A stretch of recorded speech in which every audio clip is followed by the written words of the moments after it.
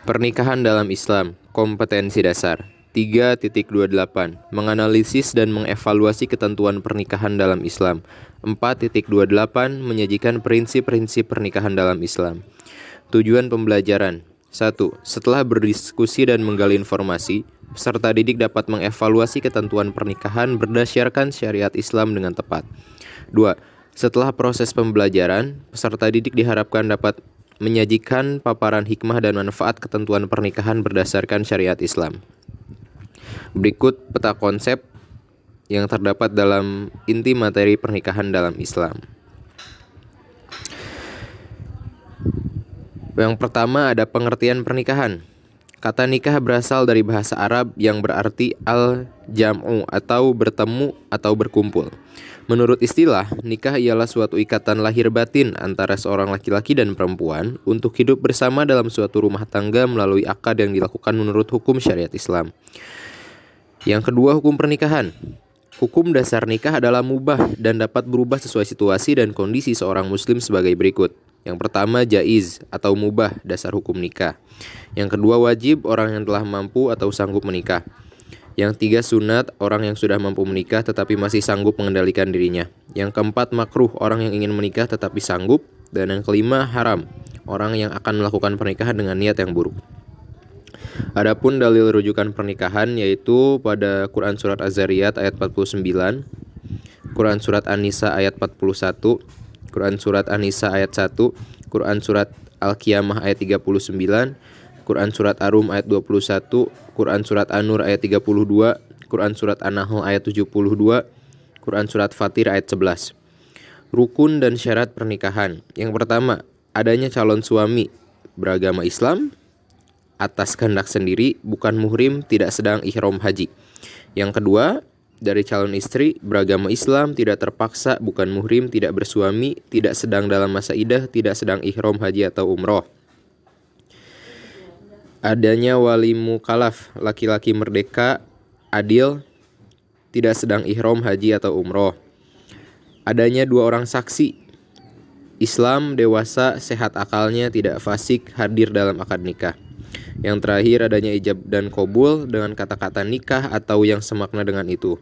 Berurutan antara ijab dan qabul atau mubah, dasar-dasar hukum nikah. Talak dalam pernikahan. Talak atau lepasnya ikatan pernikahan dengan lafal talak, asal hukum talak adalah makruh talak raj'i. Yang pertama ada talak bain sugro, yang kedua ada talak bain sugro. Alasan jatuhnya talak. Yang pertama ada ila atau sumpah suami untuk tidak mencampuri sang istri. Yang kedua ada li'an, sumpah suami menuduh istri berzina. Yang ketiga ada zihar, menyamakan istri dengan ibunya. Yang keempat ada khulu atau talak tebus, permohonan dari seorang istri. Yang kelima ada fasakh, ialah rusaknya ikatan perkawinan karena sebab-sebab tertentu. Yang terakhir ada hadzonah atau hak asuh anak yang masih kecil. Iddah dalam pernikahan. Iddah ialah masa menunggu bagi seorang wanita yang sudah dicerai suaminya sebelum ia menikah dengan laki-laki lain. Masa iddah yang dialami seorang wanita yaitu wanita yang sedang hamil sampai melahirkan. Dalam Quran Surat Tolak ayat 4. Yang kedua, wanita yang tidak hamil ditinggal mati suaminya 4 bulan 10 hari, Quran Surat Al-Baqarah ayat 234. Yang ketiga ada wanita yang sedang haid, maka masa iddahnya 3 kali quru atau 3 kali suci, Quran Surat Al-Baqarah ayat 228. Yang keempat ada wanita yang tidak haid atau belum haid, masa iddahnya selama 3 bulan, Quran Surat Al-Tolak ayat 4. Yang kelima ada wanita yang dicerai sebelum dicampuri suaminya, maka baginya tidak ada masa iddah, Quran Surat Al-Ahzab ayat 49. Rujuk dalam pernikahan. Rujuk adalah kembalinya suami istri pada ikatan perkawinan setelah terjadi talak raj'i dan masih dalam masa iddah. Dasar hukum rujuk adalah Quran Surat Al-Baqarah ayat 229. Rukun rujuk. Yang pertama, istri dengan syarat pernah digauli, talaknya talak raj'i dan masih dalam masa iddah. Suami dengan syarat Islam, berakal sehat dan tidak terpaksa. Yang ketiga ada sigot atau pelafalan dari kalimat rujuk. Yang keempat ada saksi, yaitu 2 orang laki-laki yang adil.